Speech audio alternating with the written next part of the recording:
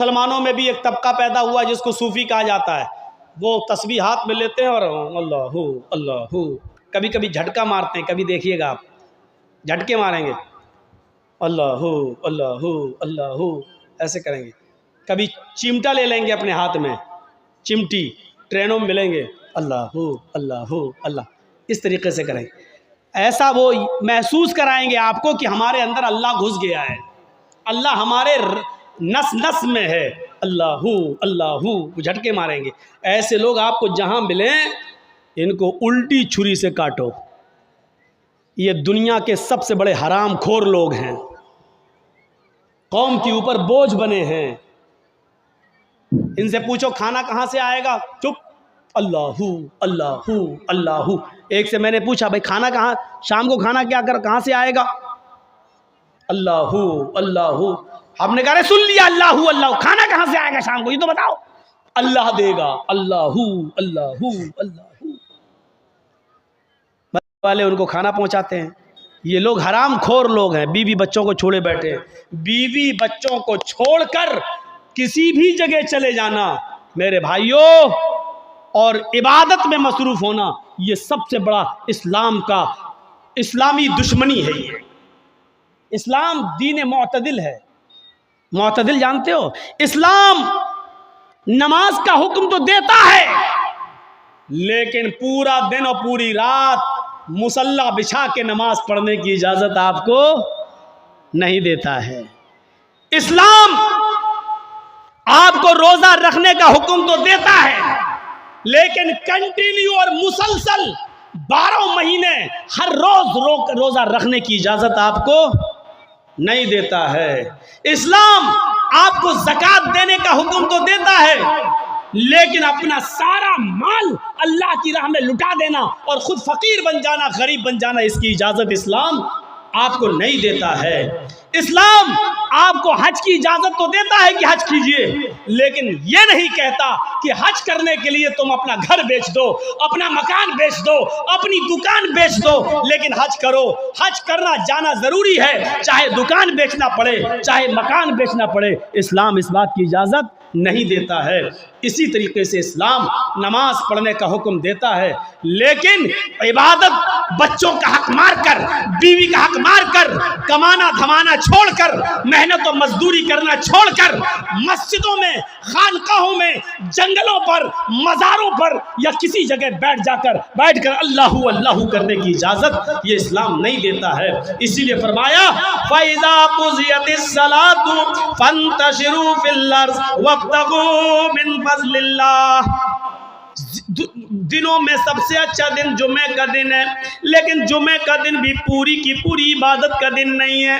सबसे आला और अफजल दिन जुमे का है, लेकिन जुमे का दिन भी पूरा का पूरा सुबह से शाम तक अल्लाह की इबादत में नहीं लगा सकते हो। जब जुमे की नमाज पढ़ लो, जब जुमे की नमाज पूरी कर ली जाए, फंतशिरू फिल अर्ज़, तो हमारी जमीन में फैल जाओ, वब्तगू मिन फ़ज़लिल्लाह, हमने जो रिज़्क़ उतारा है उसको तलाश करो, मेहनत करो, मजदूरी करो, रिक्शा चलाओ, दुकान पे बैठो, हलाल रोजी जो हमने उतारी है उसको कमाओ और अपने बीवी बच्चों को खिलाओ। जुमे का दिन सबसे बड़ा दिन, जुमे का दिन सबसे अफजल दिन, जुमे का दिन सैयदुल अय्याम, तमाम दिनों में सबसे बेहतर, तमाम दिनों का सरदार है जुमे का दिन। लेकिन इसके बावजूद अल्लाह के रसूल ने पूरा का पूरा दिन इबादत का नहीं रखा है।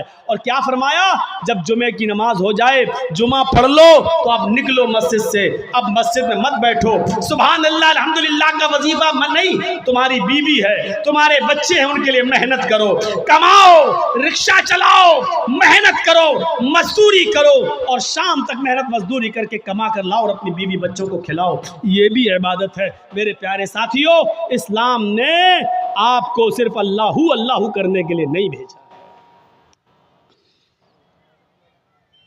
तो वो साधु होगा, साधुओं की तरह अपनी जिंदगी गुजारेगा। साधु उसको कहते हैं जिसके पास किसी चीज की कमी ना हो, न दौलत की, ना ज़मीन और जायदाद की, जिसके पास सब कुछ हो लेकिन उसने अपने ऊपर खर्च ना किया हो बल्कि उसको गरीबों और मिस्कीनों पर खर्च कर दिया हो। साधु किसको कहते हैं, सुन लीजिए, ये साधु नहीं है, ये आप जिनको समझ रहे हैं, आसाराम हों, राम रहीम हों, बाबा रामदेव हों, या हमारे यूपी वाले हों, ये साधु नहीं है। साधु कहते हैं कि जिसके पास सब कुछ हो लेकिन उसने अपने ऊपर खर्च ना किया हो, गरीबों और मिस्कीनों में लुटा दिया हो। इस साधु की परिभाषा में, इस साधु के इंट्रोडक्शन में सिर्फ मुहम्मदुर रसूलुल्लाह पूरे उतरते हैं। आपके पास किसी चीज की कमी नहीं थी, सब कुछ था। आप कुर्बानी करते हैं ना बकरा ईद पर, कितना बकरा कुर्बानी करते हैं? 1, 2। गाय की कुर्बानी देते हैं, कितने लोग उसमें हिस्सा लेते हैं? 1 गाय में 7। आपने 1 हिस्सा ले लोगे, 2 हिस्सा ले लोगे, 3 हिस्सा ले लोगे, और क्या, या ज्यादा से ज्यादा पूरी गाय कर लोगे। क्या कभी किसी को सुना है कि उसने 100 बकरे कुर्बानी किए हों? नहीं। अल्लाह के रसूल सल्लल्लाहु अलैहि वसल्लम ने 100 ऊंट कुर्बान किए थे बकरा ईद के दिन 10वीं जिलहिज्जा को। कितने ऊंट? 100। और ऊंट नहीं, सुर्ख ऊंट। अरब के अंदर सुर्ख ऊंट की बहुत कीमत है। जो लोग अरब में रहते हैं उनको मालूम है, सुर्ख ऊंट बहुत कीमती होता, बहुत महंगा होता है। जैसे आपके यहाँ कोई बकरा जिसकी खाल पर अगर अल्लाह लिखा हुआ आ जाए या मोहम्मद लिखा हुआ आ जाए तो उसकी कीमत बढ़ा दिया जाता है, बढ़ जाती है। 1.5 लाख, 2 लाख, 2.5 लाख। एक मरतबा मैं मार्केट में गया तो आदमी दिखाने लगा कि उसमें लिखा ये मोहम्मद लिखा है। हमने कहा चलिए होगा, लिखा होगा, चलिए कीमत क्या है? कहता है 2.5 लाख। मैंने कहा क्यों? कह लगा मोहम्मद लिखा है। मैंने कहा अच्छा ऐसा करो कि बकरा मुझे दे दो जितने का है, खाल में तुम्हें दे दूंगा। है मैं क्या करूंगा? तो मैंने कहा मैं क्या करूंगा? क्या इस खाल को हम अपने घर रख सकते हैं? इस पर भी गरीब का हक है। क्या बकरे को ज़िबा करने के बाद ये खाल हमारी 2 लाख में बिकेगी, 1.5 लाख में बिकेगी? कहता वो मैं नहीं जानता हूं, मोहम्मद लिखा है, 2.5 लाख का बकरा है। मैंने कहा मैं कह तो रहा हूं कि खाल तू बेच देना जितने की बिके, बकरा 10,000 में हमें दे दे, 12,000 में हमें दे दे। कहने लगे जाइए मौलाना साहब आप हमारा रेट क्यों कर रहे हो? लोगों ने एक फजूल की बहस बढ़ा दी। इस पर अल्लाह लिखा है तो इसकी कीमत बढ़ गई, मोहम्मद लिखा है तो इसकी कीमत, जिस पर ये चीज़ें लिखी हुई हो और कम कर दो उसकी कीमत। मेरे भाइयों, किसी हदीस में नहीं आया है कि जिस बकरे पर अल्लाह लिखा हो तो उसको इतने रुपए में खरीदो। और लिखा होता नहीं है, वो हमें और आपको उसका एक नक्श दिखाई देता है। बस ये अलिफ बाल ये लाम पूरी तरीके से देखा जाए तो पूरा लिखा हुआ भी नहीं होगा, उस पर तशदीद बनी होगी, फिर उस पर खड़ा अलिफ होगा, फिर आप पूरी तरीके से अगर देखें तो मिलेगा भी नहीं ऐसा, लेकिन महसूस ऐसा कराएंगे कि देखिए ये अल्लाह। हालांकि देखा जाए तो ये भी अल्लाह ही है। देखिए ये भी अल्लाह ही है। अलिफ, ये अलिफ हो गया ना, और लाम कैसा होता है? ये लाम हुआ, फिर एक और लाम हुआ, फिर ये उसके ऊपर का अलिफ, और ये है। तो देखा जाए ये क्या है? अल्लाह ही है। अगर आप इस पर रोशनाई लगा दें पूरा, और फिर उसको आप ये दाहिने हाथ को इस तरीके से दीवार पे छाप दें तो आप देखेंगे अरबी में अल्लाह ही लिखा हुआ नजर आएगा, अल्लाह ही लिखा हुआ नजर आएगा। अब बताइए, जब अल्लाह लिखा हुआ नजर आएगा तो हम क्या माने? अब इस हाथ से आदमी शराब भी पी रहा है, अब इस हाथ से आदमी जुआ भी खेल रहा है, इस हाथ से गलत चीजों को भी पकड़ रहा है। तो इन चीजों से हैसियत नहीं बढ़ जाती है? साधुओं की तरह अल्लाह के रसूल के पास सब कुछ था लेकिन कोई चीज आपने अपने ऊपर खर्च नहीं की। तारीख बताती है 100 ऊंट हमारे पास अगर 2 जानवर भी आ जाएं कुर्बानी के लिए तो आज हम 10वीं को करते हैं और दूसरा बकरा 12वीं को करेंगे। क्यों? मेरी बेटी आएगी, मेरी बहन आएगी, मेरे रिश्तेदार आएंगे। दूसरा बकरा हम 12वीं तारीख को करेंगे अपने रिश्तेदारों को दावत देने के लिए। लेकिन अल्लाह के रसूल ने 100 सुर्ख ऊंटों की कुर्बानी की और एक ही दिन की 10वीं तारीख को। मैं ये नहीं कह रहा हूँ 11 को नहीं कर सकते हो, 12 को नहीं कर सकते हो, 13 को नहीं, मैं मना नहीं कर रहा हूँ, जायज़ है। कुल्लु अय्याम तशरीक़ ज़िब्हुन, अय्याम तशरीक़ के सारे दिन कुर्बानी के दिन है, मैं मना नहीं कर रहा हूँ। लेकिन अल्लाह के रसूल ने 11वीं और 12वीं को और 13वीं को कुर्बानी नहीं की, आपने 100 ऊँट भी ज़िबा किए तो 10 को किए हैं 100, और गोश्त सारा का सारा तकसीम कर दिया। आपने अपने पास कुछ नहीं रखा। जरजीत साहब शादी से पहले किस पे सोते थे? दरी पर, चटाई पर। जरजीत साहब की शादी हो गई, जहेज में डबल बेड मिल गया, मसहरी मिल गई, बिस्तर मिल गया। शादी के बाद हमारी सोने की स्टाइल बदल गई, चलने की स्टाइल बदल गई।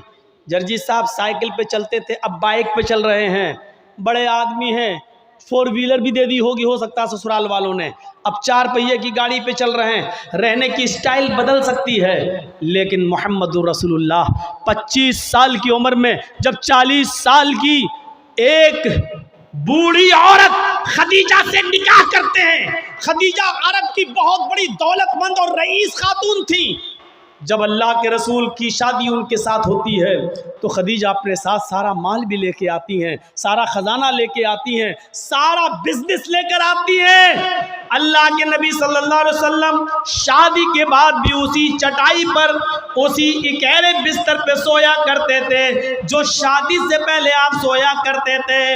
आप ताज्जुब करेंगे, एक बार अल्लाह के नबी सल्लल्लाहु अलैहि वसल्लम जिस बिस्तर पे सो रहे थे, हजरत आयशा ने उस बिस्तर पर लेट कर देखा जो काफी गड़ रही थी। फरमाया अल्लाह के नबी को ये बिस्तर कितना गड़ता होगा, कितना चुभता होगा। हजरत आयशा ने उस बिस्तर को दोहरा कर दिया, दोहरा इकहरा था उसको दोहरा कर दिया ताकि थोड़ा सा नरम हो जाए। अल्लाह के नबी उस बिस्तर पे सो जाते हैं, तहज्जुद की नमाज में नहीं उठ पाते हैं। जब आँख खुली तो फजर का वक्त था, फजर की नमाज पढ़ाने के बाद जब घर पे आते हैं तो पूछते हैं आयशा तुमने बिस्तर पर ऐसी कौन सी चीज बिछा दी थी? आयशा तुमने बिस्तर पर ऐसा क्या बिछा दिया था? आज मुझे नींद आ गई और मैं रात में अल्लाह की इबादत न कर सका, तहज्जुद के अंदर उठ नहीं सका। फरमाया अय अल्लाह के नबी बिस्तर के नीचे तो मैंने कुछ नहीं बिछाया, वो बिस्तर जो इकहरा था उसको मैंने दोहरा कर दिया। मैंने लेट कर देखा आपको कैसे नींद आती होगी, वो तो काफी चुभ रहा था, काफी गड़ रहा था, मैंने उसको दोहरा कर दिया। फरमाया आयशा ऐसा मत करो, जैसा बिस्तर पहले बिछाती थी उसी तरह बिछाओ, बिस्तर को इकहरा रहने दो, मेरी पीठ पर गड़ता है तो गड़ने दो, मेरी पीठ पर चुभता है तो चुभने दो। जब बिस्तर गड़ता था चुभता था तो मेरी आंख खुल जाती थी और मैं रात में उठ कर तहज्जुद की नमाज पढ़ लिया करता था, अल्लाह को याद कर लिया करता था। आयशा आइंदा बिस्तर उसी तरह बिछाओ, मेरे लिए आराम का ऐसा इंतजाम न करो कि बिस्तर पर मुझे नींद आ जाए और फिर मैं उस रात में उठकर अल्लाह को याद न कर सकूं, उस रात उठकर मैं अल्लाह को का जिक्र न कर सकूं, तहज्जुद की नमाज न पढ़ सकूं। आयशा अल्लाह ताला को रात की तारीकियों में याद करने का मजा कुछ और है, जब सारी दुनिया सो रही होती है और मेरी करवट, मेरी कमर नरम गरम बिस्तरों से अलग होती है और सजदे में सर होता है, तो उस वक्त का मजा कुछ और होता है कि सारी दुनिया ख्वाबे खरगोश में मस्त है और अल्लाह का एक बंदा अपने रब से अजाब जहन्नम की पनाह मांग रहा है, जन्नत का सवाल कर रहा है, रात की तारीकी में अपना सर सजदे में रख के उसको मालिक और अपने आप को अल्लाह का गुलाम बना रहा है। आयशा तुमने बिस्तर को ऐसे बिछा दिया कि इस बिस्तर पर मुझे इतनी नींद आ गई कि मैं रात को उठ नहीं सका। आयशा मुझे इतना आराम न दो कि मैं रात में उठकर अल्लाह को याद न कर सकूं। रहने सहने में शादी के बाद भी कोई फर्क नहीं आया, यहाँ तो शादी के बाद बिस्तर बदल जाते हैं, रहन सहन की स्टाइल बदल जाती है, रहने सहने का तरीका बदल जाता है, उसमें उसमें प्रमोशन हो जाता है, तरक्की हो जाती है। लेकिन मोहम्मद रसूलुल्लाह की जिंदगी पे नजर डालो कि अल्लाह के नबी ने शादी से पहले जिस बिस्तर पे लेटते थे, शादी के बाद भी उसी बिस्तर पर, जबकि खदीजा की दौलत नबी के कदमों पे थी, लेकिन अल्लाह के नबी ने खदीजा की दौलत को अपने ऊपर इस्तेमाल नहीं किया। खदीजा जो दौलत लेकर आई, उस दौलत को भी अल्लाह के रसूल ने दीन के काम में, गरीबों और मिस्कीनों में लुटा दिया। मेरे भाइयों, हमें देखना है कि साधु कौन है। साधु उसको कहते हैं जिसके पास सब कुछ हो, दौलत की कमी न हो, लेकिन उसने अपने ऊपर कोई चीज खर्च न की हो, सब गरीबों और मिस्कीनों में लुटा दिया हो। इस तारीफ का सही हकदार सिर्फ जनाब मोहम्मद रसूलुल्लाह सल्लल्लाहु अलैहि वसल्लम है। आपके पास किस चीज की कमी थी? लोग कहते बहुत गरीब थे, ये तो नहीं, अल्लाह के रसूल से ज्यादा कोई अमीर था? अल्लाह ने कहा था कहो तो इस पहाड़ को हम सोने का बना दें, और ये ओहद पहाड़ जब सोने का बन जाए तो जहां आप चलें ये पहाड़ भी आपके साथ चले। लेकिन अल्लाह के नबी ने अल्लाह ताला के इस फरमान को, इस गुजारिश, अल्लाह ताला के इस हुक्म को नाफिज होने के बाद मना कर दिया कि नहीं नहीं, अय अल्लाह मुझे दुनिया में आराम नहीं, सोना नहीं चाहिए, चांदी नहीं चाहिए, बल्कि आपने फरमाया अल्लाहुम्मा जअलनी फी हयाती मिस्कीना, अय अल्लाह दुनिया में मुझे जितने दिन जिंदा रख, मिस्कीन बना के जिंदा रखना। अय अल्लाह जब मुझे मौत आए तो हालत मिस्कीनी में मुझे मौत आए, और अय अल्लाह कल क़यामत के दिन जब मैं उठाया जाऊं तो फकीरों में और मिस्कीनों ही में मैं उठाया जाऊं। ये अल्लाह के रसूल की दुआ थी, जबकि अल्लाह ताला तो ओहद पहाड़ को सोने का बनाने के लिए तैयार था। नबी अकरम जहां चलते पहाड़ आपके साथ साथ चलता, लेकिन अल्लाह के रसूल ने पहाड़ को सोने का बनाने से मना कर दिया और कहा कि मुझे दुनिया के ऐशो आराम नहीं चाहिए। हजरत अब्दुल्ला इब्ने उमर ने बिस्तर पर लेटकर देखा तो कहा अल्लाह के नबी ये क्या है? जब अल्लाह के नबी उस बिस्तर पर सो के उठे तो देखा कि उस निशान पड़ गए। आप किसी खुरदुरी चटाई पर लेटिए, नंगी पीठ, जब आप उठेंगे तो चटाई के निशान आपकी पीठ पर पड़ जाएंगे। अल्लाह के नबी की पीठ पर जब निशान पड़े तो हज़रत अब्दुल्ला इब्ने उमर ने जब ये देखा तो चीख पड़े, आए अल्लाह के रसूल, आप तो यहूद और नसारा तो नरम गरम बिस्तर पर सोएं, और आप जो हैं ऐसी चटाई पर जिससे आपके निशान पड़ जाएं। नहीं नहीं, आज के बाद आप इस चटाई पर नहीं सोएंगे।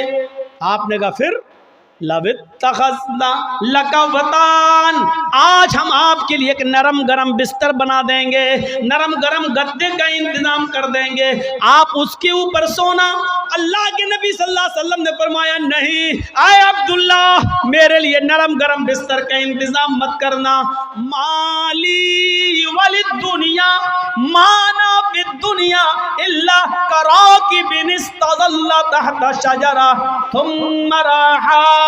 नहीं नहीं, आए अब्दुल्ला मेरे लिए नरम गरम बिस्तर नहीं, मैं तो इस दुनिया में एक मुसाफिर की तरह हूँ। जैसे मुसाफिर थक जाता है तो एक सायादार दरख्त के नीचे आराम करने के लिए बैठ जाता है, थोड़ा पानी पीता है, सस्ताता है और फिर उठ के चल देता है। मैं भी इस दुनिया में एक मुसाफिर की तरह हूँ, चंद दिन रहूँगा और फिर ये दुनिया छोड़ के चला जाऊँगा, फिर इस दुनिया से मैं निकल जाऊँगा। मैं तो एक मुसाफिर की तरह हूँ। नहीं नहीं, एक हदीस में आता है आपने हजरत उमर को सख्ती से मना किया था, मेरे लिए नरम गरम बिस्तर न बनाना, लहुम फिद दुनिया व लना फिल आखिरा। ये नरम गरम बिस्तर इन यहूद और नसारा के लिए दुनिया में है और हमारे लिए आखिरत में है। हमारे लिए आखिरत के अंदर बनाए, आखिरत में है, हमारे लिए दुनिया में नहीं है, हमारे लिए आखिरत के अंदर बनाए गए हैं। इसलिए हमें दुनिया के ऐशो आराम नहीं चाहिए। साधु इसको कहते हैं जिसके पास सब कुछ हो लेकिन उसने गरीबों पर निछावर कर दिया हो, मिस्कीनों पर लुटा दिया हो, अपने पास उसने कुछ ना रखा हो। आसिना साधुत मनम, जो साधुओं की तरह अपनी जिंदगी गुजारेगा, अष्टो गुड़ा, और उसके अंदर 8 खूबियां पाई जाएंगी। अब 8 खूबियां भी देख लो किसके अंदर थी। अल्पभाषी, वो कम बोलेगा। कम बोलने वाला कौन था? पूरी जिंदगी आप पढ़ जाइए, मुहम्मदुर रसूलुल्लाह सल्लल्लाहु अलैहि वसल्लम से ज्यादा कम बोलने वाली शख्सियत आपको नहीं मिलेगी। ज़रूरत के वक्त बोलना और उतना बोलना जितनी ज़रूरत है, उससे ज़्यादा नहीं। ये हमारे और आपके यहाँ का माहौल है, कोई ज़्यादा बोल रहा है, कोई कम बोल रहा है। अल्लाह के रसूल उतना ही बोला करते थे जितनी ज़रूरत है। कभी कभी तो ऐसा होता था कि पूरा जवाब भी नहीं देते थे। कम बोलने का हाल ये था कि एक मर्तबा कुछ यहूदी अल्लाह के नबी के पास आए। मुस्लिम शरीफ किताबुस सलाम पढ़िए, चैप्टर। नबी अकरम के घर पे आए, दरवाज़े को दस्तक दी, अल्लाह के रसूल ने दरवाज़ा खोला, यहूदियों ने सलाम किया। दर हकीकत वो सलाम नहीं था, बल्कि उस सलाम के अंदर छिपी हुई बद्दुआ थी। उन यहूदियों ने आते ही कहा, अस्सलामु अलैकुम या रसूल अल्लाह, अस्सलामु अलैकुम। क्या कहा? अस्सलामु अलैकुम, लेकिन कहा ऐसे, अस्सलामु अलैकुम या रसूल अल्लाह। आए अल्लाह के रसूल, आप पर मौत हो। अस्सलामु अलैकुम नहीं कहा उन्होंने, सलामती हो, बल्कि क्या कहा? अस्सलामु अलैकुम, मौत हो आप पर, बर्बाद हो जाएं आप। तो अल्लाह के रसूल सल्लल्लाहु अलैहि वसल्लम समझ गए, आपने सुन लिया। इन यहूदियों ने अस्सलामु अलैकुम नहीं कहा, बल्कि इन यहूदियों ने क्या कहा? अस्सलामु अलैकुम। तो अल्लाह के रसूल ने इतना कम जवाब दिया, मुख्तसर, चूँकि आप कम बोलते थे, आपने उसका बहुत ही शॉर्ट में जवाब दिया, वालेकुम। यहूदी झिलमिला गए। यहूदियों ने कहा अस्सलामु अलैकुम, मौत हो आप पर। आपने उसके जवाब में सिर्फ इतना कहा, वालेकुम, तुम पर हो। यानी जो तुम मुझ पर भेज रहे हो वो तुम पर हो। हजरत आयशा ने जब सुना तो उन्होंने अंदर से पर्दे की ओर से चीखते हुए कहा, वालेकुमुस्सलाम या यहूद व लानतुल्लाह। आए यहूदियों, मेरे शौहर पर तुम मौत भेजते हो, तुम पर मौत हो और अल्लाह की लानत हो। तो अल्लाह के रसूल ने हज़रत आयशा को डांटा था और कहा था, आयशा ये तुमने गलत किया, आयशा तुम्हें ऐसा नहीं करना था। हज़रत आयशा ने कहा, अल्लाह के रसूल आपने सुना नहीं, आप पर मौत भेज रहे हैं वो। अल्लाह के नबी ने कहा, आयशा क्या तुमने सुना नहीं मैंने उनको क्या जवाब दिया? उन्होंने कहा अस्सलामु अलैकुम, मैंने कह दिया वालेकुम। जो उन्होंने मुझ पर भेजा मैं उनको भेज चुका हूँ, मैं उनको बोल चुका हूँ। तुमने अपनी तरफ से ज्यादती की है, गलत किया, जाओ माफी मांगो तुम। मेरे प्यारे साथियों, तसव्वुर करें आप, अल्लाह के नबी कितना कम बोलते थे। कम बोलने को अपनी आदत बनाइए, ज़रूरत के तहत बोलिए, क्योंकि ज़बान से ही अक्सर गुनाह होते हैं। ज़्यादा ज़बान इस्तेमाल करोगे फिसलेगी। इसलिए हज़रत अबू बकर सिद्दीक कभी कभी कान में मिसवाक लगाते थे। यह मिसवाक, नमाज का टाइम हुआ, मिसवाक किया, फिर कान में लगा लिया। इस मिसवाक को एक बार अपने दाहिने हाथ में पकड़े और ज़बान खींच रहे थे ऐसे, और मिसवाक ज़बान पे मार रहे थे ऐसे। हज़रत उमर ने कहा, ये क्या कर रहे हो?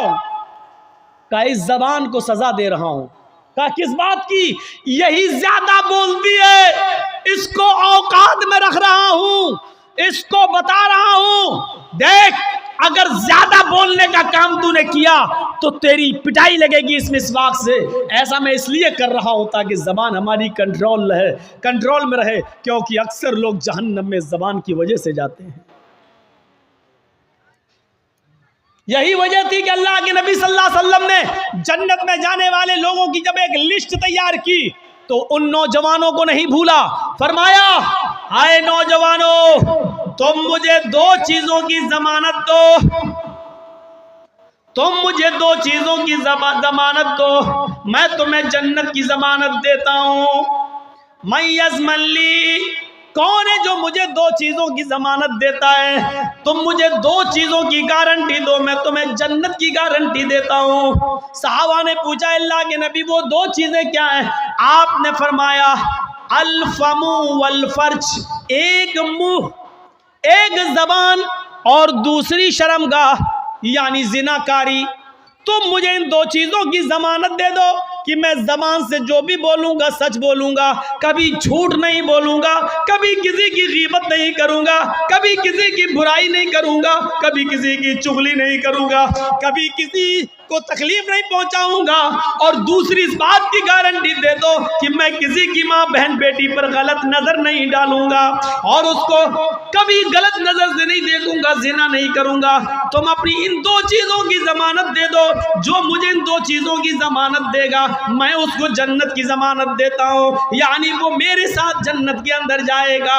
जबान की वजह से अक्सर लोग जहन्नम में जाते हैं, और दूसरी शर्मगाह जिनाकारी की वजह से जहन्नम का शिकार होते हैं लोग। तो मेरे प्यारे साथियों, अल्लाह के रसूल बहुत कम बोला करते थे और कम बोलने का हुक्म भी दिया करते थे कि लोगों ज़रूरत के तहत बस बोलो, ज़्यादा मत बोलो।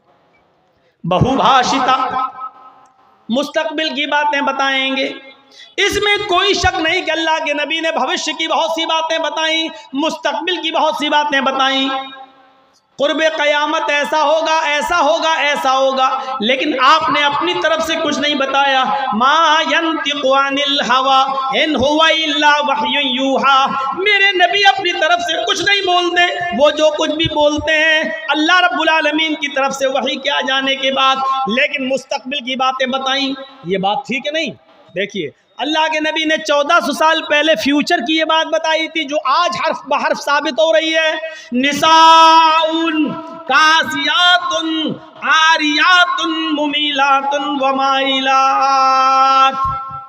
एक ऐसा जमाना आ जाएगा, एक ऐसा जमाना आ जाएगा कि तुम देखोगे लोगों को, तुम देखोगे औरतों को, तुम देखोगे लेडीज को, तुम देखोगे ख्वातीन को, तुम औरतों को देखोगे कासियात, देखने में तो वो कपड़े पहने हुए दिखाई देंगी, बज़ाहिर तो उनके जिस्म पर कपड़ा होगा। आरियात, लेकिन हकीकत में वो बरहना होंगी, हकीकत में वो नंगी होंगी। कपड़ा तो पहनेंगी, लेकिन कपड़ा पहनने के बावजूद वो नंगी होंगी, वो बरहना होंगी। आज उनके कपड़े देख लो, छोड़िए शादियों का हाल, जलसे में आने वालियों को देख लो।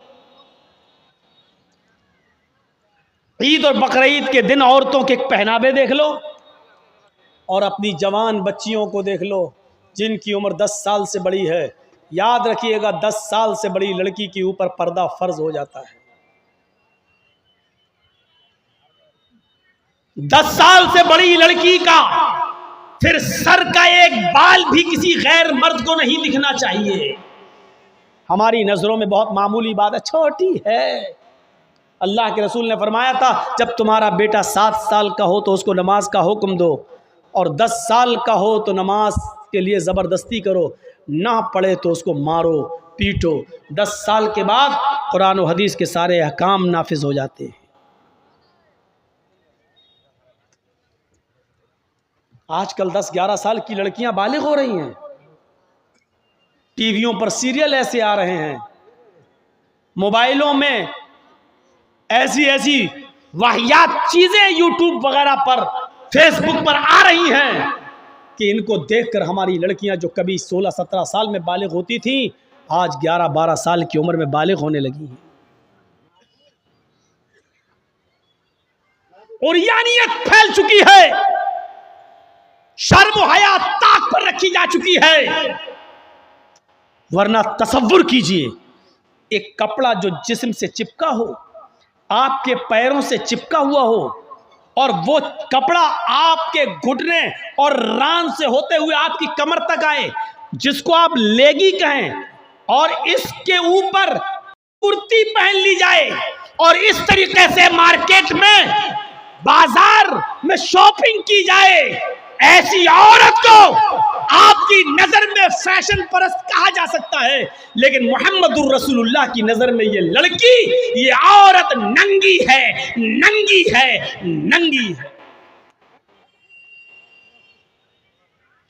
ये कपड़े है भैया, जिसको जाना हो जल्दी जाओ यहां से, और जिसको उठना हो अभी उठ जाओ। ड्रामा करके रख लिया है। और भी अभी जिसको जाना हो चले जाओ, अभी बाद में मैं नहीं उड़ने दूंगा, चाहे पेशाब यही निकल जाए। जाइए, अभी निकल जाइए जिसको जाना हो। आरियात हमारी नजरों में फैशन परस्त हैं, लेकिन अल्लाह के रसूल ने ऐसी औरतों को क्या कहा? नंगी। मैंने नहीं कहा, पूछो इन उलमा से आरियात का मतलब क्या होता है। कासियात कपड़े पहनेंगी, आरियात लेकिन नंगी होंगी। ऐसी औरतों के बारे में कहा है नंगी होंगी। ये हाफ आस्तीनों के कपड़े यहां चल रही है, ये खुला हुआ है। साड़ियां चल रही तो ऐसी कि यहां तक का ब्लाउज पहने हुए हैं, ये खुला है, पेट खुला हुआ है।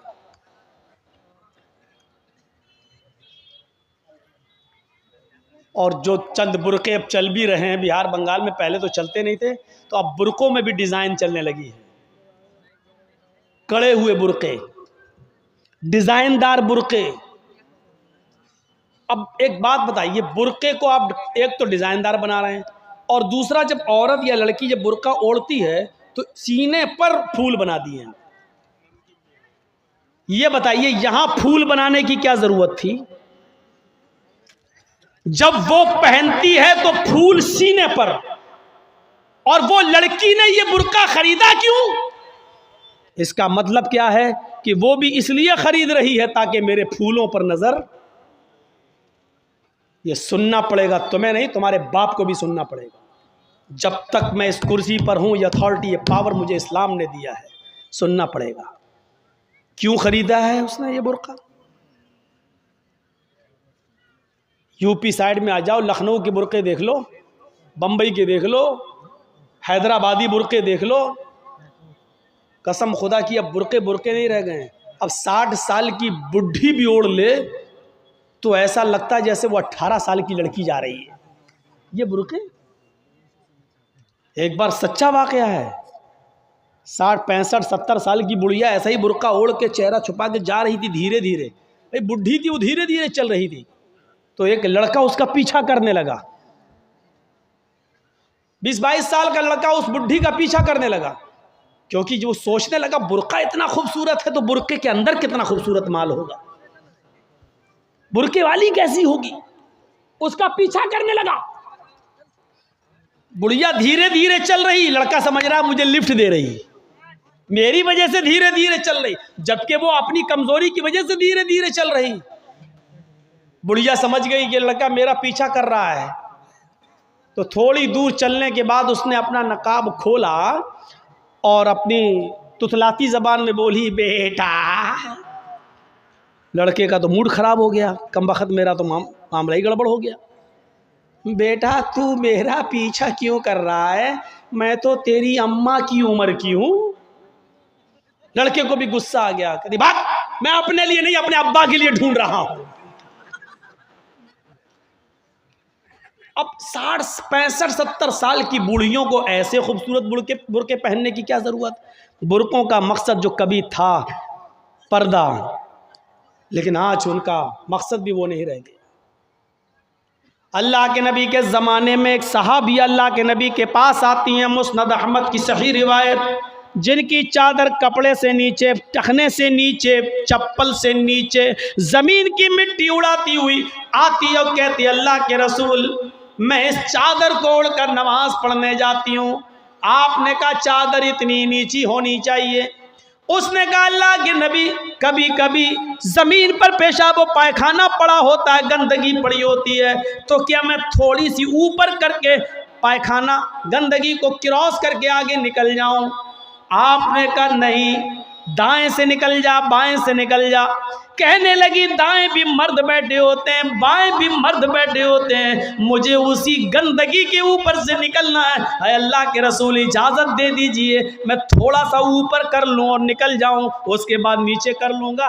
जब गंदगी को क्रॉस कर लूँगी तो चादर में नीचे कर लूँगी। अल्लाह के नबी कहते हैं अगर मर्द दाएं बैठे हैं, बाएं बैठे हैं, तो तू उसी गंदगी के ऊपर से निकल जा।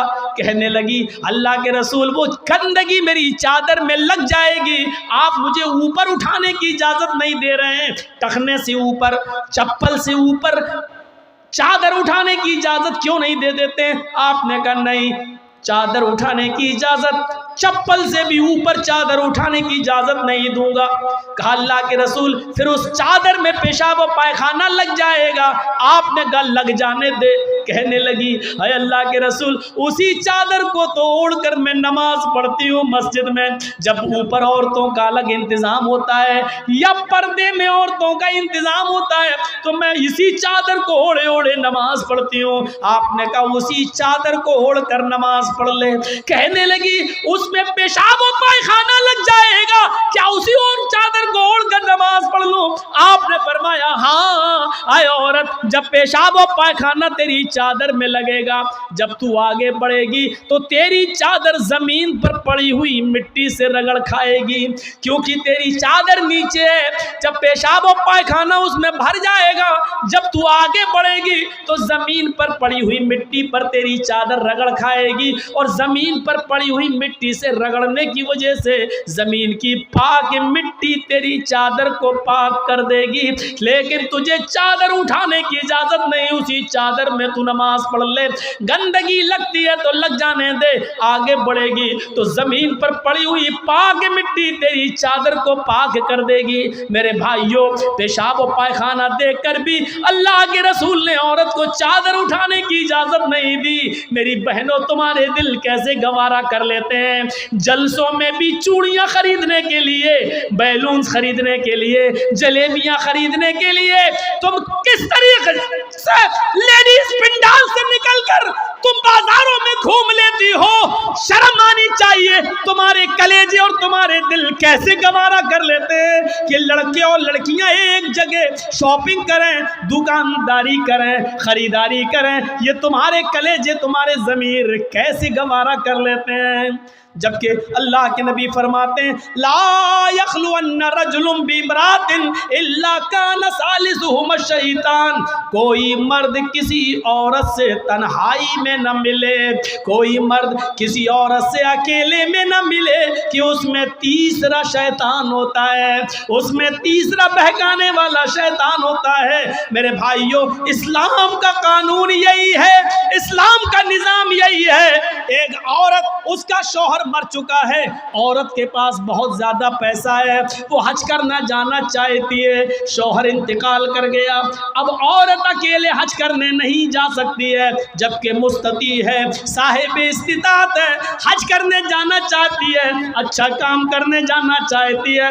इस्लाम कहता है कि तेरा शौहर नहीं है तो भाई के साथ जा, भाई नहीं है तो बाप के साथ जा, बाप नहीं है तो बेटे के साथ जा, लेकिन किसी महरिम का होना जरूरी है, उसके साथ जा। चीख कर औरत कहती है कोई नहीं है, मेरे पास दौलत है। अल्लाह के नबी कहते हैं फिर दौलत संभाल कर अपने पास रख। अगर तेरा भाई नहीं है, बेटा नहीं है, शौहर नहीं है, बाप नहीं है, कोई महरिम नहीं है तो तू अकेले हज करने नहीं जा सकती है। नहीं, अरे अल्लाह के नबी, मेरा पड़ोस में बड़ा अच्छा नेक हाजी नमाजी नेक आदमी रहता है, मैं इसको भाई बना लेती हूँ, चली जाऊँ। फरमाया नहीं नहीं, मुंह भोले भाई को भाई बनाकर उसके साथ तुम हज करने नहीं जा सकती हो, इसलिए कि अपने मुंह से किसी को भाई बोलने से वो तुम्हारा सगा भाई नहीं हो जाएगा, अपने मुंह से किसी को बेटा बोल देने से वो बेटा नहीं हो जाएगा। तुम किसी को बेटा बोल दो, भाई बोल दो, जो चाहो बोल दो, लेकिन इस्लाम ये कहता है कि उसके साथ भी औरत को इजाजत नहीं है कि वो हज करने जाए। अगर कोई नहीं है तो मत जाओ, लेकिन इस्लाम इस बात की इजाजत नहीं देता है कि तुम अकेले जाओ या किसी को बहन, किसी को भाई या बेटा बना कर जाओ, इस बात की इजाजत नहीं देता। इस्लाम एक इबादत में, हज जैसी इबादत में भी औरत को किसी गैर मर्द को मुंह बोले भाई और मुंह बोले बेटे के साथ भी जाने की इजाजत नहीं देता। तो मेरे भाइयों, जब खाने काबा में जाने की इजाजत नहीं देता है, सफा मरवा की सई की इजाजत नहीं देता है, इतनी खूबसूरत इबादत की इजाजत नहीं देता है, तो बाजारों में अकेले घूमकर शॉपिंग करने की इजाजत कैसे देगा? फिर बाजार के अंदर औरत को अकेले जाने की इजाजत कैसे देगा? इतनी खूबसूरत इबादत करने की इजाजत नहीं देता है, इतनी खूबसूरत इबादत करने की इजाजत नहीं देता है। तो मेरे भाइयों, फिर पर्दे, फिर औरत को बाजारों में घूमने की इजाजत कैसे देगा? फिर बाजार में घूमने और बाजार में सैर व तफरीह की इजाजत कैसे देगा? हमारी माँ बहनों को इस बात को सोचना चाहिए, गौर करना चाहिए, संजीदगी से इसको लेना चाहिए। एक जमाना था, हजरत फातिमा कह रही हैं, आए अली मैं इतनी बीमार हूँ, इतनी बीमार हूँ, लगता नहीं कि इस बीमारी में मैं बच पाऊंगी। आए अली अगर मुझे कुछ हो जाए, अगर मेरा इंतकाल हो जाए, आए अली तो मुझे दिन के उजाले में दफनाने मत ले जाना, रात की तारीकी में ईशा की नमाज के बाद मुझे कब्रिस्तान में दफन करना।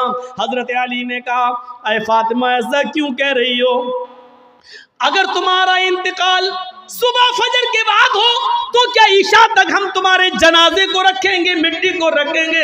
तुम्हारे बाप का, तुम्हारे अब्बू का फरमान है कि मैयत को जल्दी कब्रिस्तान ले जाओ, फिर मैं लेट कैसे करूं? फरमाती हैं, आए अली, आए मेरे प्यारे शौहर, मुझे रात में ही ले जाना, मेरी बात को गिरा बांधो, मेरी बात को मजबूती से पकड़ लो, मेरी वसीयत को याद रखना, चाहे मेरा इंतकाल कभी भी हो, लेकिन मुझे ईशा के बाद दफनाना, मुझे दिन के उजाले में कब्रिस्तान न ले जाना।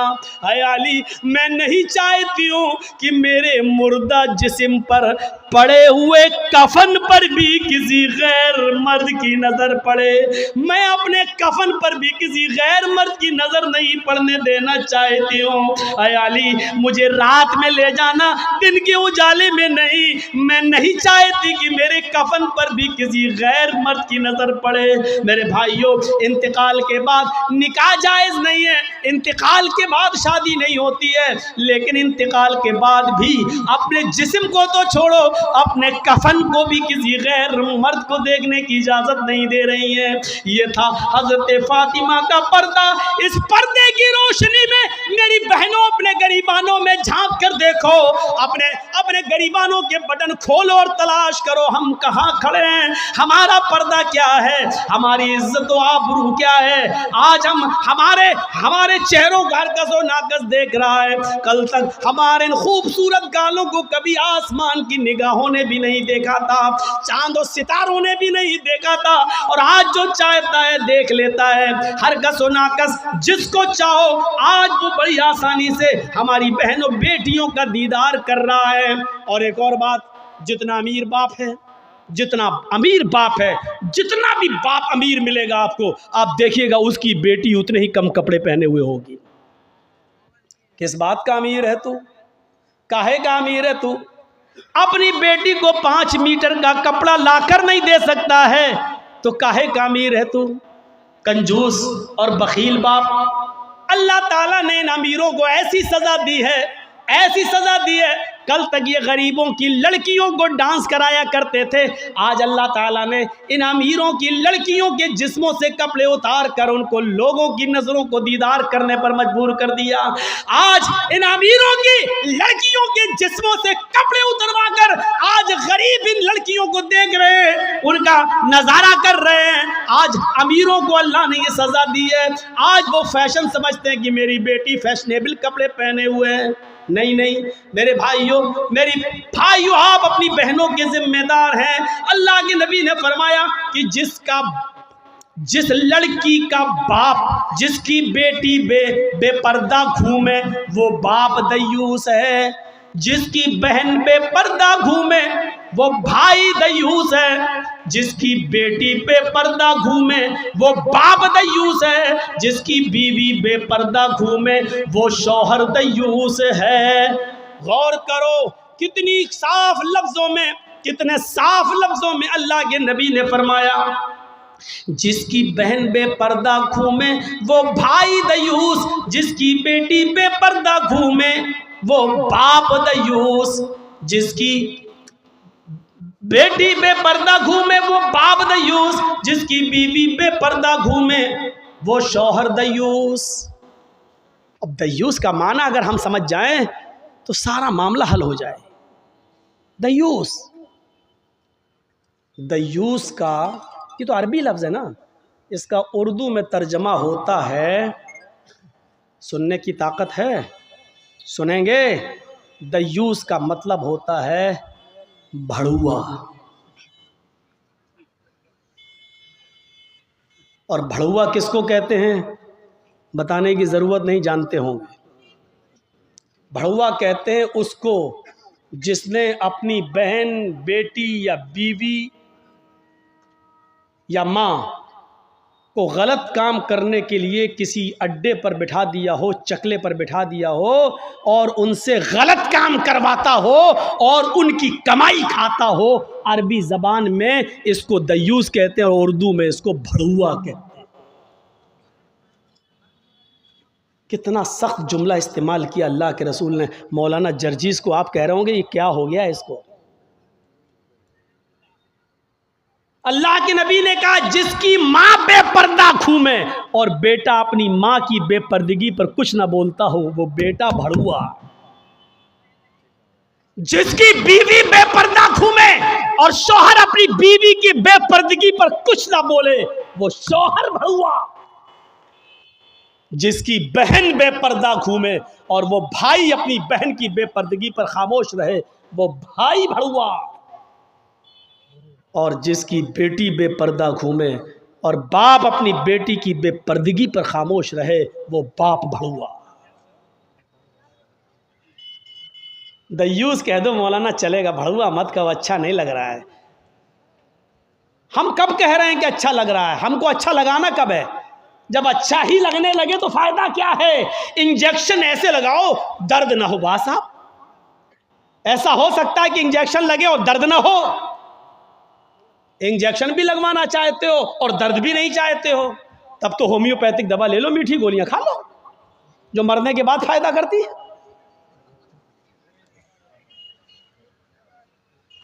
होम्योपैथिक दवा के बारे में यही मशहूर है, बहुत लेट फायदा करती है, तो हमने कह दिया मरने के बाद फायदा करती है। लेकिन सिस्टम मिल जाए तो जादू की तरह भी फायदा करती है, बहुत जल्दी भी करती है। तो जब आपको मीठी गोलियां ही खाना है होम्योपैथिक दवा तो फिर मत कराओ तकरीरें, और तकरीर करा रहे हो तो सुनो, सुनना पड़ेगा। कितने लोग हैं आज जो अपनी बीवी की बेपर्दगी पर सवाल उठाते हैं? कितने ऐसे हैं जिनकी बेटियां आज बेपर्दा घूमती हैं और वो बाप अपनी बेटियों को डांटते हैं? अगर माँ बाप अपनी बेटियों को सही से जिम्मेदारी निभाने लगे तो आज एक भी लड़की के पास एंड्रॉयड मोबाइल ना हो। हमारी 18-20 साल की लड़की जिसकी शादी नहीं हुई घर पे रहती है, उसके हाथ में एंड्रॉयड मोबाइल, चीख चीख के बता रहा है कि बाप की तरबियत में कमी है, बाप अपनी बेटी पर पूरा का पूरा हुक्मरान नहीं है, हाकिम नहीं है। या ये कह रहा है बेटी के हाथ में वो एंड्रॉयड मोबाइल चीख चीख के कह रहा है ये बाप ना कह रहा है, बेटी के आगे बाप की नहीं चल रही है, बाप मजबूर हो चुका है। मेरे भाइयों, अगर बाप मजबूर न होता तो बेटी के हाथ में एंड्रॉयड मोबाइल नहीं होता। क्या जरूरत है बेटी के हाथ में देने की? वो तो घर में रहती है, क्यों चलाएगी साहब? आपकी बेटी 18-20 साल की क्यों फेसबुक चलाएगी? क्यों व्हाट्सएप चलाएगी? क्यों मैसेंजर चलाएगी? और आप कैसे अपनी बेटी को फेसबुक और मैसेंजर और व्हाट्सएप चलाने के लिए ढील दे सकते हैं? कैसे? आपका ये दिल कैसे गवारा कर लेता है? आप जिम्मेदार हैं। हमारी ये बेटियां कल बच्चों की माएँ बनेंगी, शादी के बाद इनको अपने बच्चों की तरबियत करना है। माँ के कदमों के नीचे जन्नत बताई गई है। हालांकि ये कोई हदीस नहीं है, एक मकूला है, लेकिन बच्चे अपने माँ के कदमों के नीचे जन्नत कैसे ढूंढें? ये आजकल की माँ के कदमों के नीचे जन्नत है? जिसको खुद नहीं मालूम कि कदम मेरे कहाँ हैं, उसके कदमों के नीचे बच्चे जन्नत ढूंढेंगे? हमें सोचना है, हमें अपनी बेटियों की तरबियत करना है। इमाम अहमद इब्न हंबल अपनी मुस्नद के अंदर एक वाक़या नकल करते हैं कि एक सहाबिया थी, उनके घर में एक बच्चा पैदा हुआ। एक सहाबिया थी, उनके घर में एक बच्चा पैदा हुआ। जब बच्चा पेशाब करता था तो पानी का लोटा उस बच्चे की शर्मगाह पे डाल देती थी। जैसे बच्चे ने पेशाब किया वो पानी लाती और शर्मगाह पे डाल देती। वो सहाबिया कहती हैं मेरा बेटा जब चलने के लायक हुआ, पहला दिन था उसका चलने का, पहला दिन था मेरे बेटे के चलने का, पहला दिन था मेरा बेटा खड़े हो गया। जब चला, मेरे बेटे को जब पेशाब की ज़रूरत महसूस हुई तो उसने पानी का बर्तन देखना शुरू कर दिया। माँ कहती है कि मैं देख रही थी अपने बेटे को, जब भी वो पेशाब करता था तो मैं पानी उसकी शर्मगाह पे डाल देती थी। आज देखती हूँ मेरा बेटा चल रहा है, देखती हूँ ये क्या करता है। जब बेटा पहला दिन चलने के लायक हुआ, पहला दिन था, तो बेटे ने पानी का प्याला उठाया और दोनों हाथ से पकड़कर धीरे धीरे चला और एक कोने में जाकर बैठ गया, पेशाब किया और पेशाब करने के बाद वो पानी का प्याला अपनी शर्मगाह पे डालने लगा। उसको इस्तिंजा करना नहीं आता था, उसको धोने का तमीज़ भी नहीं मालूम था, उसको पता ही नहीं, लेकिन वो वैसा ही कर रहा है जैसी उसकी माँ ने उसको बताया। जैसे उसकी माँ उसके साथ कर देती थी, वो पानी का प्याला उठाकर अपनी शर्मगाह पे डाल लिया और खाली प्याला लेकर अपनी माँ के पास आ गया। माँ की आंखों में आंसू आ गए, आसमान पर नजर डाल कर कहती है फूस तो बिरब्बिल काबा, काबे के रब की कसम में कामयाब हो गई, अल्लाह की कसम में कामयाब हो गई। अपने बच्चे को जो सिखाना चाहती थी मेरे बच्चे ने वो सीख लिया। मैं अपने बच्चे को जो तरबियत देना चाहती थी मेरे बच्चे ने वो तरबियत हासिल कर ली। मुझे उम्मीद है कि मेरा बच्चा कभी नापाक नहीं रहेगा, मेरा बच्चा जब भी पेशाब करेगा तो पानी जरूर ले जाएगा और इस्तिंजा करेगा। उस जमाने की माएँ अपने बच्चों को बचपन से ये आदतें डलवाती थी, और आजकल की माँ देख लो, अपने बच्चे का अंडरवियर नेकर उतार कर कहती बेटा यहाँ खड़े होकर पेशाब कर ले। ये माँ अपने बच्चों को क्या तरबियत देंगी, जबकि नेपोलियन ने कहा था कि mother's lap is first college for children. माँ की गोद ये बच्चे का पहला मदरसा होती है, पहली यूनिवर्सिटी माँ की गोद है। जो बच्चा अपनी माँ की गोद से तरबियत हासिल करके नहीं निकला वो किसी यूनिवर्सिटी से तरबियत हासिल नहीं कर सकता है। आज भी देख लो, किशनगंज में भी यूनिवर्सिटियाँ होंगी, किशनगंज में भी कॉलेज होंगे, उस कॉलेज से BA, MA, PhD, MBBS और MD की डिग्री लेकर निकलने वाले बच्चों की तादाद भी बहुत होगी। लेकिन उन्हीं बच्चों को देखिए खड़े होकर सड़क के किनारे पैंट की चैन खोलकर धार मार रहे होंगे, पेशाब कर रहे होंगे।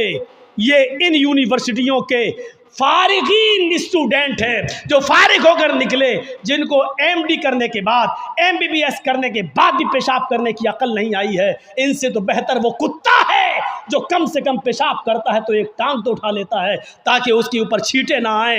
इन्होंने यूनिवर्सिटी से पढ़ने के बाद भी ये कुत्ते से भी बदतर बनकर निकले हैं। वो यूनिवर्सिटी इनको इंसान नहीं बना सकी, वो कॉलेज उनको इंसान नहीं बना सके, वो स्कूल इनको इंसान नहीं बना सके। MD PhD करने के बाद भी आज कुत्तों से बुरी तरह पेशाब करते हुए नजर आएंगे। कह लेने दीजिए मुझे कुत्ता, गधा, जो कुछ भी बोलता हूं मैं सब। आज मुझे इजाजत दीजिए मेरे भाइयों, कहो कि जानवरों की इजाजत मत बोलो, हम लोग इंसान हैं। कुरान ने भी जानवरों की मिसालें दी हैं। उलाइका कल अनाम बल हुम अजल, ये चौपायों की तरह हैं बल्कि उनसे भी ज्यादा गए गुजरे। कुरान ने कहा है ये चौपायों की तरह है बल्कि उनसे भी ज़्यादा गए गुजरे, उनसे भी ज़्यादा गए गुजरे। जब कुरान ने मिसाल दी है तो हम क्यों नहीं मिसाल दे सकते हैं? अपने बारे में सोचो, सोचो।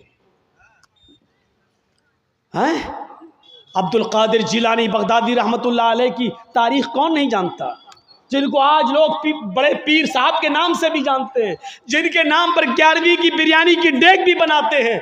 वो अब्दुल कादिर जिलानी जब 12 साल के थे, उनकी माँ ने उनको एक काफिले के साथ भेजा था, कहा बेटे हालात कितने भी सख्त हो लेकिन झूठ कभी मत बोलना। और जब चोरों ने और डाकुओं ने जब इस काफिले को लूटा तो इस बच्चे से पूछा अब्दुल कादिर से, तेरे पास भी कुछ है? उसने कहा हाँ है। कहा क्या है? 40 अशरफी। कहाँ है? मेरे कुर्ते के अस्तर में। अस्तर को फाड़ के देखा तो 40 अशरफी मिली। पूछा बेटा ये तो ऐसी जगह छिपी हुई थी, किसी को पता नहीं, तूने क्यों बता दिया? लड़के ने जवाब दिया, मेरी माँ ने मुझे चलते वक्त नसीहत की थी कि बेटा हालात कितने भी खराब हो लेकिन कभी झूठ मत बोलना। मैंने अपनी बात, माँ की बात मानी है। चोरों का, डकैतों का, डाकुओं का असर खत्म होता है और रोने लगते हैं और कहते हैं ये बच्चा अपनी माँ की इतनी बात मानता है कि ऐसे मोड़ पर भी उसने अपनी माँ की नाफरमानी नहीं की, हम तो अपने रब की नाफरमानी कर रहे हैं। सारा सामान जो लूटा था सबको वापस कर दिया और सारे के सारे चोरों ने, डाकुओं ने तौबा कर ली। मेरे प्यारे साथियों, एक बच्चा जब अपनी माँ का फरमाबरदार बनता है और माँ की बात मानता है तो माँ की दुआ तमाम डकैतों को तौबा करने पर मजबूर कर देती है। मेरे प्यारे साथियों, ये माँ की तरबियत थी जिसने अब्दुल कादिर जिलानी को एक बुजुर्ग के रूप में पैदा किया है, एक बुजुर्ग के रूप में देखा है। ये माँ की तरबियत थी। और एक उस माँ की तरबियत पर नज़र डालो कि जब सुल्तान डाकू को फांसी हुई, जब सुल्तान डाकू को फांसी के तख्ते पर लटकाया गया तो उससे पूछा गया तुम्हारी आखिरी तमन्ना क्या है? उसने कहा मेरी आखिरी तमन्ना यह है कि मेरी फांसी मेरी माँ के सामने मुझे दी जाए। उसकी माँ को बुलाया गया, कहा तेरा बेटा तेरे आंखों के सामने मरना चाहता है। सुल्तान डाकू की माँ की आंखों में आंसू आ गए। पुलिस वालों ने पूछा आखिर माँ के सामने तुम क्यों मरना चाहते हो? उसने कहा ताकि मेरी माँ देखे मौत के वक्त पैर कैसे तड़पते हैं, हाथ कैसे तड़पते हैं और रूह कैसे निकलती है। कहा लेकिन तुम इसके लिए माँ को क्यों मजबूर करके लाए हो? फरमाया पुलिस वालों तुम नहीं जानते हो, जब मैं 8 साल का था, 10 साल का था, मेरी माँ ने मुझसे एक अंडा मंगवाया था। मैं एक दुकान पर गया था, मैं अंडा लेने गया था, लेकिन एक अंडा मैंने चोरी कर लिया था दुकानदार का और मैं उसको अपनी जेब में भर लिया था। फिर मैंने उसके पैसे नहीं दिए थे, वापस आ गया। मैंने जब वो अंडा अपनी माँ को दिया और पैसे भी वापस किए, माँ ने कहा अंडे वाले ने पैसे नहीं लिए। मैंने कहा नहीं, मैं अंडा चुरा लाया हूँ। तो मेरी माँ ने मुझे थपथपाया था कि बेटा हम लोग गरीब हैं, अच्छा किया तूने ये पैसा बचा लिया, किसी और काम आएगा। फिर यहीं से मुझे चोरी की आदत पड़ती है, मेरे हौसले पड़ते हैं, फिर मैं डाकू बनता हूँ। फिर मैंने लोगों का माल लूटा और जब लोगों ने नहीं दिया तो मैंने उनकी जानें ली। फिर मैं बहुत बड़ा लुटेरा बन गया और इतना बड़ा लुटेरा बना के पकड़ा गया और कानून ने मुझे फांसी की सजा दी। अगर मेरी माँ ने मुझे अंडा चुराते वक्त जब मैं घर पे लाया था उसी वक्त एक थप्पड़ मारा होता और अंडे वाले को देकर माफी मांग ली होती तो आज मैं इतना बड़ा चोर नहीं बनता, आज इतना बड़ा मैं डाकू नहीं बनता, आज मैं इतना बड़ा लुटेरा नहीं बनता। ये मेरी माँ की तरबियत थी जिसने मुझे फांसी के तख्ते पर चढ़ा दिया। मेरे भाइयों, मेरा भी वक्त हो गया है, इसलिए मैं थोड़ा सा बस जुमले ख़त्म करने वाला हूँ। आप थोड़ा सा बैठे रहिए, इसी तरीके से मोबाइल जलाए रहिए। तो मेरे भाइयों, माँ की तरबियत ही कुछ हुआ करती है। माँ चाहे तो अपने बच्चे को डाकू बना दे, माँ चाहे तो अपने बच्चे को अब्दुल कादिर जिलानी बगदादी की तरह बुजुर्ग बना दे। ये माँ की तरबियत होती है। तो मेरे भाइयों, 1:45 बज भी गए हैं, 11:45 से तकरीर शुरू थी और 1:45 बज गए हैं। 2 घंटा मेरा तकरीबन हो भी गया है और जनरेटर की तेल भी ऐसी मौके पर ख़त्म होने को था। तो मेरे भाइयों, माँ की तरबियत से इबरत हासिल करो और रुकिए, अभी कोई नहीं उठेगा, रुकिए। ख़त्म करने से पहले मुझे एक गुजारिश आपसे करनी है, एक अहद लेकर उठो, एक अहद व पैमान लेकर उठो कि हम इंशाअल्लाह अपने बच्चों की अच्छी तरबियत करेंगे। इस वक्त मुल्क के हालात आप देख रहे हैं क्या है। इस वक्त यूपी के चुनाव को जीतने के लिए अब अयोध्या और ये सारी बातें की जाने लगी हैं और अब मथुरा वाली बातें भी आने लगी हैं सामने। यूपी के चुनाव को किस तरीके से भुनाया जा रहा है। और हमारे यूपी में एक साहब ऐसे भी हैं कि एक ने अगर ये कहा कि अयोध्या और ये तो झांकी है, अब जो है मथुरा की बारी है या मथुरा की का नंबर है, इस पर नमक और तेल छिड़क कर एक साहब है वो और ज़्यादा उसको पॉपुलेशन करेंगे और ज़्यादा उसको बढ़ाएंगे, क्योंकि एक तरफ हिंदू हिंदू किया जा रहा है तो एक साहब है वो मुसलमान मुसलमान करेंगे। और इस तरीके से आने वाले चुनाव में एक बखेड़ा होने वाला है।